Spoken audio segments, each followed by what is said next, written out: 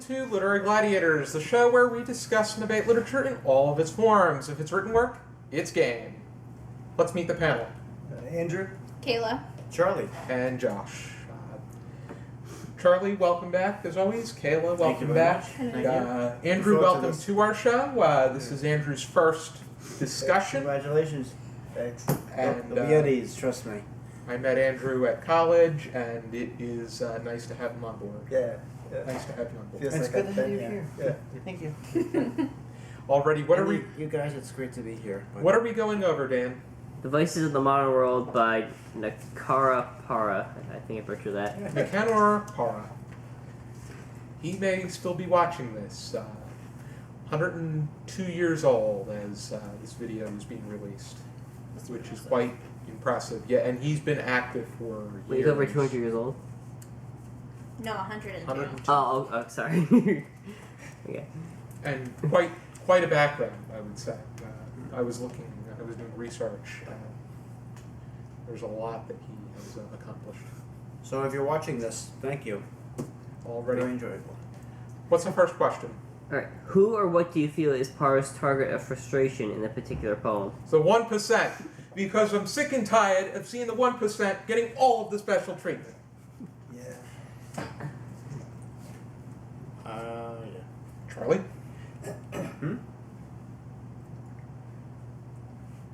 Charlie? People are sick and tired of hearing about your damn Oreos. Mine! I'm not connecting. Why am I not connecting? You want to start, Andrew? Yeah, I felt like I should have known what was going, but I think it may be the 1%, because it is the people in power. Yes, that's right. Oh, the 1%. It really comes to show you that there is a point. But Yes, I would say, you're in a way, it's the 1%, but also it is human nature. In No, general. it's everybody. But Are you really sick and tired about hearing my cookies? it's just. I'm sorry. I have OCD, obsessive cookie disorder. But it's just the initial zing with the poem. It's like after modern delinquents, you find out he's not talking about young kids at all. He's talking about If you wear a suit and a tie, People- you're the enemy. people with sophistication and. If basically, it's if you can think, you're the enemy. You know. But yeah, all told, it is basically everybody. It's not just that; it's the way that they are allowing it to happen. The whole, the idea of the. They have a real tight grip on everything. Well, it says early on that the police flee in terror from these monsters, Yeah. and then it's deflected to some young kids holding up a nun. Mm-hmm. And it's pretty much that case. The people that are the people that are being looked up to are long dead. The people that are doing something similar to make a name for themselves are doing so in a struggling fashion. And even the same today, you come out with a college degree, and well, do you have the experience? And we all know this problem, or most of us know this problem. Do you have the experience? No, but sorry, we want we want somebody that can just do the work, but we don't care how, we don't, So, and I'm going through this as well, But we'll see. I like how one of the last Down the resume, that's one thing. one of the last lines in the poem is, "And for one more day, live the life of the elect. Out of his armpits, man extracts the wax he needs to mold the faces of his idols, and out of woman's sex, the straw and the mud for his temples." Which goes to show you what we value and how aggressive we are with our train of thought and how we choose not to change it. I just like eating cookies. Mine! Yeah, that's exactly. I'm playing the drums. Playing drums, eating cookies. Kayla? I mean, there's more, but still. I think this is a pretty interesting poem. I think that it really speaks to, like you said, like what we value as a society, and it's kind of a sick, cruel joke because the 1% is literally 1% of the population, and yet they hold all of the wealth, and we all hate them for it. The other 99% hate them for it, and yet we're still kind of powerless to change that. Mm-hmm. Hope Bernie Sanders is enjoying this episode if he chooses to watch it. Feel the burn. No, someone told me to feel the burn, so I'm like, okay. I felt the burn once as a UTI. Yeah. I said, yeah, now put some cold ice on that burn, and still, he's like, come on, really? I don't know. We're now But- going down that street. Looking on a historical We're basis, gonna lose viewers now. Nicanor Parra was very much about perception.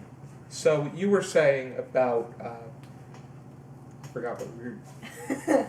How we don't feel like we can change things, even though we're 99% of the population. That's completely how things are being perceived, and that mentality is preventing people from taking the steps toward changing these things, whether it be through insecurity or fear And of the worst. if I may, it's being the 99%, which, hello, how we doing today? Good?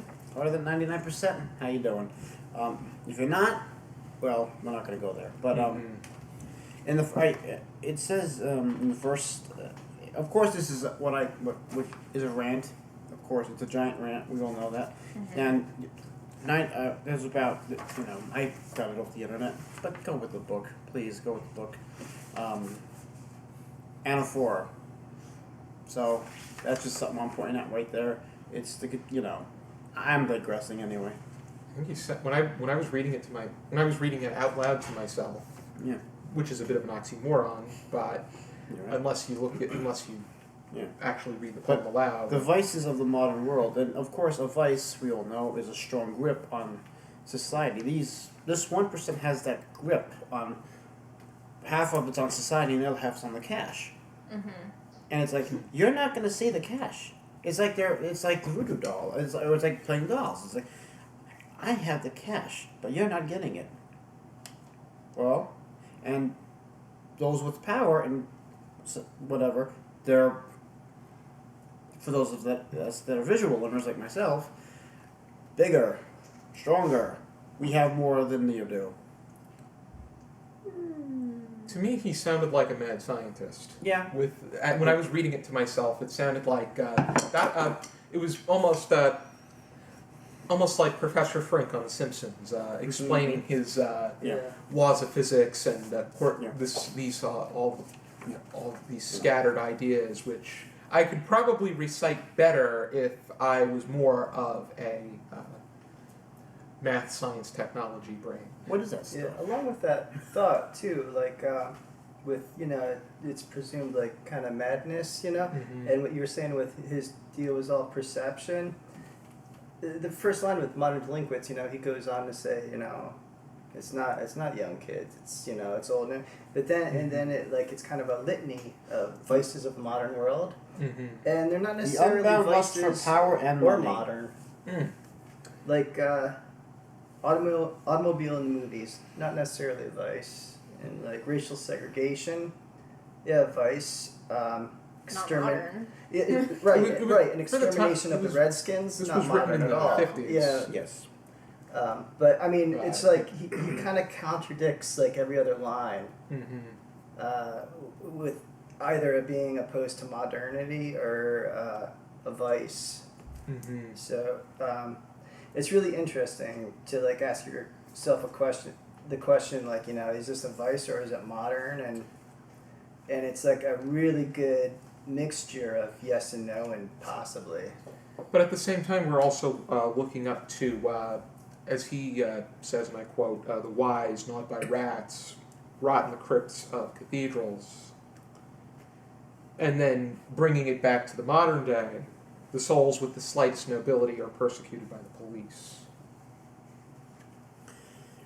Which goes to show you who they look up to, and it's almost as if they were almost godly, per se, because of the deification of the phallus is an interesting lens to look at things. Yeah, and also strange ancient. too.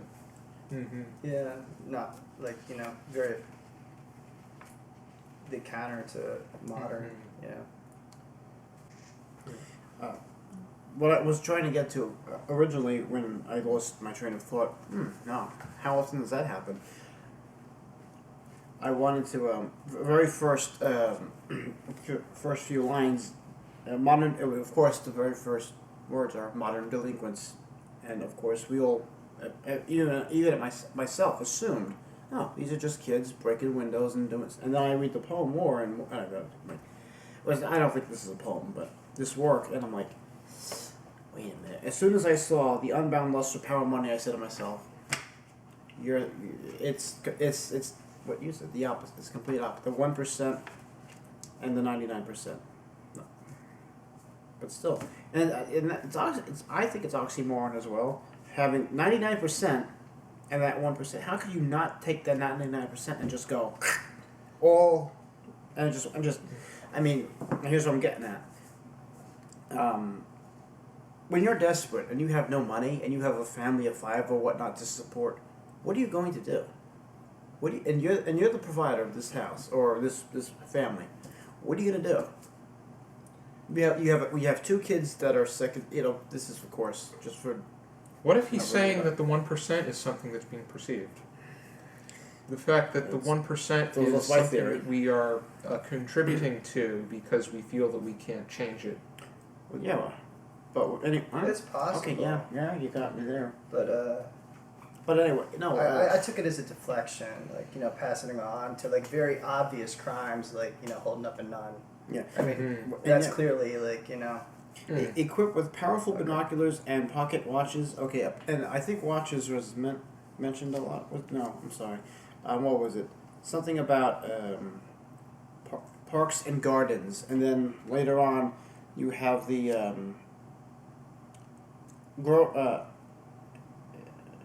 artificial flowers. To me, that's it's going against what you said. I want to support my family. It's unethical, but I'm going to make these artificial flowers and sell it, and hopefully get. When was it? The 1950s? So in the 1950s, $20 was a considerable amount of cash, and today. Not really, but if I got even if I had $50 in 1954 or something like that, I think that's when this was 54. Yeah. Okay. So, but also it was a great year for Elvis Presley too. When he was anyway, but still, they had a film from the waist up. That was because of an early incident where he was caught shaking his pelvis. Yes, he was a modern delinquent. Yeah, and everyone else, and Elvis, I love you, love the music. Got the CD in the car again, but and people started to idolize him. They grew out their sideburns a lot, and especially when the Beatles came over in 1964. Yes, it was kind of like. But modern delinquents. Yeah. Everyone had to go see the Beatles. And, of course, actually, I Want to Hold Your Hand is better than, hey, yo, I want to... Yeah, I'm not going to fill in... you can fill in the blanks if you want. But at that time period, you got kids... The worst you could do back in the 1950s as a kid is break a window or... And, of course, get caught smoking in the bathroom. And then being sent off, or if you're a boy, getting, and a woman, where's Mary? Oh, she got pregnant. She's a nun now. That's exactly what would happen. Yeah, they're pretty lofty offenses for that time. Yeah. I mean, and of course the dress code. For boys, you must have a shirt and tie. It was just a transitory period. That's why. Exactly. That's why Nicanor Parra is an influence to the Beats movement. Ferlinghetti, Ginsberg, Kerouac, Burroughs, O'Hara. So many of them. Because a lot of when I read this, when I first approached it, I got a lot of resemblance to Ginsberg's Howl, and I tend to get that with a lot of these and Howl, the poetry of this. When did Howl come out again? Howl is kind of a litany of vices. Yes, exactly. And it's just a big rant. And Ginsberg doesn't hold back at all. No, He just says what he wants. Which, Yeah, speaking back, that would have been fantastic to just be in that '50s mindset, and like Yeah. it would have been.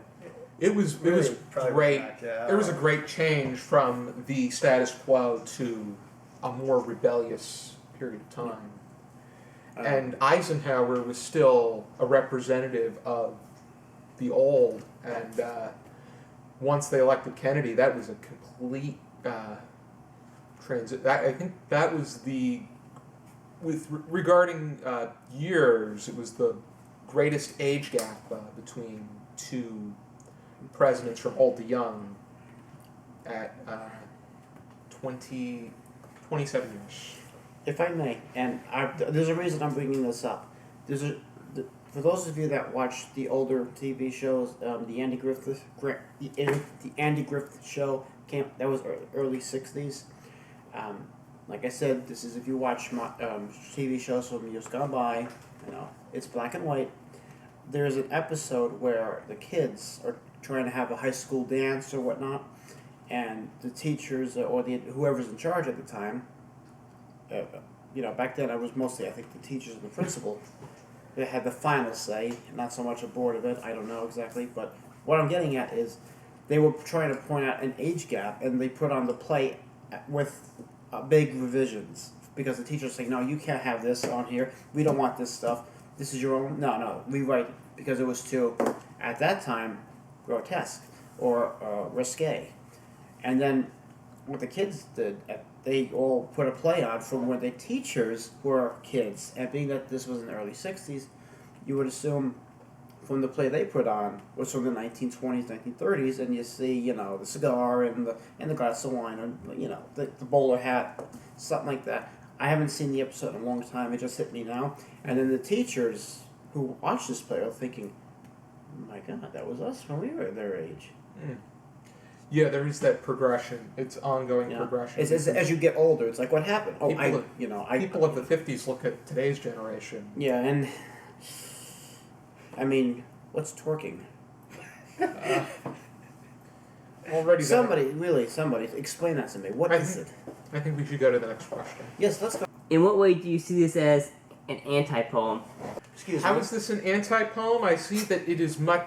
I think an anti-poem is synonymous with a free verse, and Oh yeah, definitely. Parra has often been compared to Whitman because Whitman's Chocolates? poetry. Whitman chocolates? Sorry, going off. Walt Whitman, Yes, I know. the guy that has a bridge named for him going into Philadelphia. Yes. But an anti-poem, he doesn't conform to any rhyme scheme or meter. He more so writes at the pattern that he feels is necessary. And in his case, it's mad science. And it's funny enough, he was a physics teacher. Oh wow! Talk about That's interesting. a small world. Mm-hmm. And also, if you're going off on a rant, very rarely is there form. For example, we can all say being that we have this presidential garbage going on, you can just flat out say, if this was in 40, 60, some odd 80 years, and when we're all, God forbid, remember those idiots on the. I'm sorry, you're all gonna beat me up off camera. No, I don't mind. I truly don't care. Won't be the first time. Yeah, he's getting ready. All right. Just no weapons involved. What I'm trying to say is, dang it, I forgot what I was gonna say. Guys, that's what happens when you take the wheel and then the captain is driving and then me. That was the best anti-poem ever. Thank you. Yes, no, and actually, no, you just brought. They're ranting. You're talking about this poem or the one that Charlie just did? No, that poem. Yeah. Just Right there. That's a rant. And let's say you got someone recording all this, and then being today we have the teleprompters and all that right there. You can see up anyway. You just want to I'm not trying to offend anyone, but still you want to make sure if it's ever recorded. And then 80 years from now, we're like, what the heck is this? What's this? It's no form. Every day when we speak to each other, hey Dan, how are you today? Hey Josh, what's for dinner? Something like that. Just But this is a rant. And other things like Allen Ginsberg's howl. Howl. Well, if I'm howling, usually I'm not howling because I'm happy. I'm mad. For your information, we're having Italian food tonight. I love Italian food. Me too. I love. You know what? Pasta Vazzola is so good. See, here we go again. Already, Andrew, Kaila, how do you see this? I agree. I think the fact that it doesn't have a form fits with the rantiness of it, I guess, and that's what makes it anti-poetry. I prefer anti-poetry if that's the case. Yeah. I like the free verse much better. Me 2. Me 3. Me 4. 7. 10. 12. I don't know. God forbid this gentleman is watching this right now and saying, Andrew? So I think with the anti-poem, basically the structure, like the ingredients of the anti-poem, like it's not meter. There's no structure, but it's also it's not supposed to reveal any hidden mystical after effect. It's supposed to be as is. That's what it is. I mean, like this is just like any town, any city. It wasn't a specified city, and no. Whereas, like, opposed to like Howl, there is kind of something coming through after. There's some kind of it yes, is an there area, is, yes, a yes. neighborhood in New York City. there is something. Well, not only that, but there's a takeaway. There's like something like inspiring that lingers after. Whereas this is flat. It's kind of what it is. By And, all means, this can be applied to anywhere, as you said, anywhere. And he's from Chile. Yeah, I mean, I am kinda nonetheless, it was very Oh, put it in. very inspiring. No, that was not a pun. Actually, I am It left a its little chilly. mark, but I mean, I don't know if I'm able to articulate what I mean, but like with Howl, there's something that kind of grows after it, and this is kind of flat. It's kind of what it is. There's Yep. there's nothing you can change about it. You don't come over with Because I think that, according to Parra, this is the way of the world, the fact that we continue to think like this, and it's an ongoing process, and it's relevant 62 years ago just as it is today.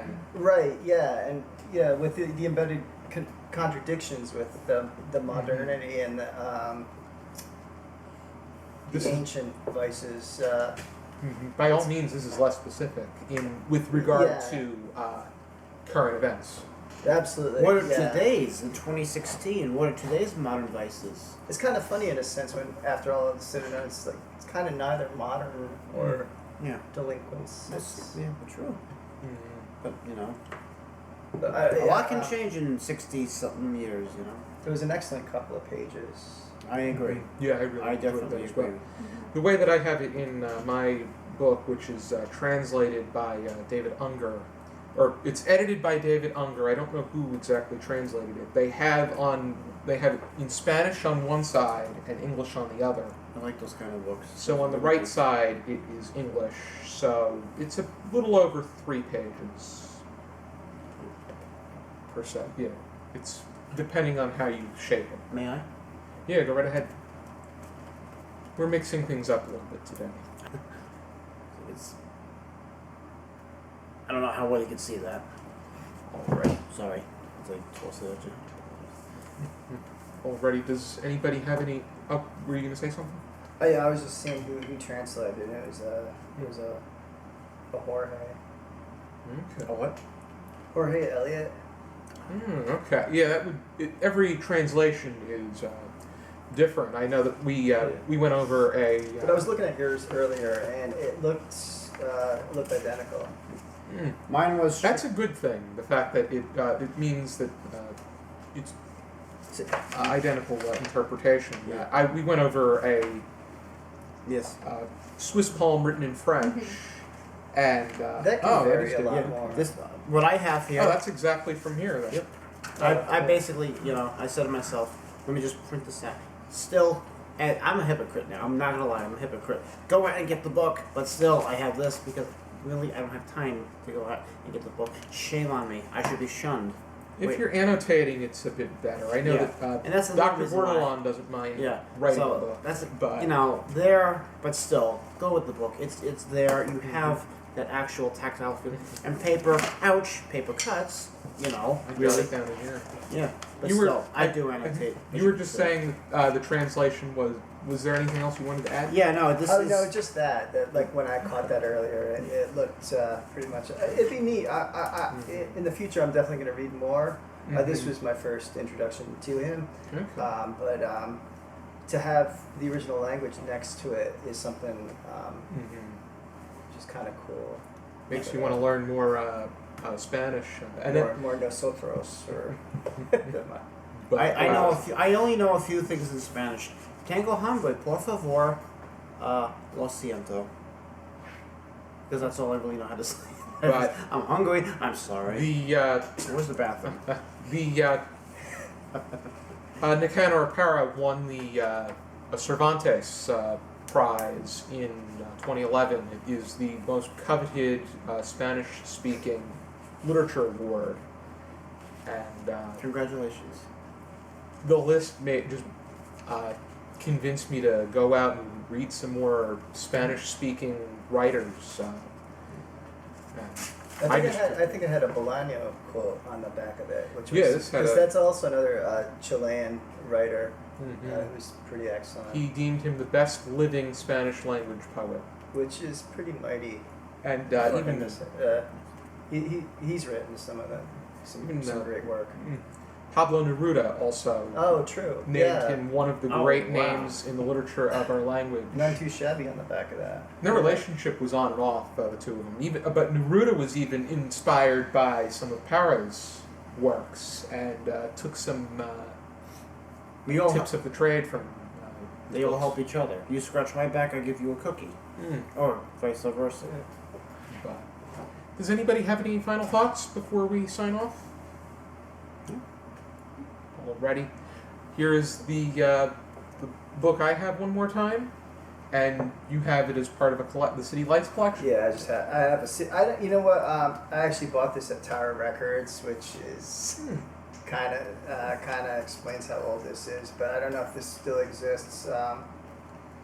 But yeah, it's the City Lights Pocket Poets Anthology. I believe I saw something like that, or that one at Barnes & Noble. So, And I know that it was that particular poem that was in there, but I decided just to go for the Nicanor Parra complete collection. Which is the best choice. So this is like an excellent at a glance of the published authors of City Lights. Definitely familiarizes you with them, too. Yeah. Alrighty. Be sure to join us next time for another episode of Literary Gladiators. For now, keep reading. Reading.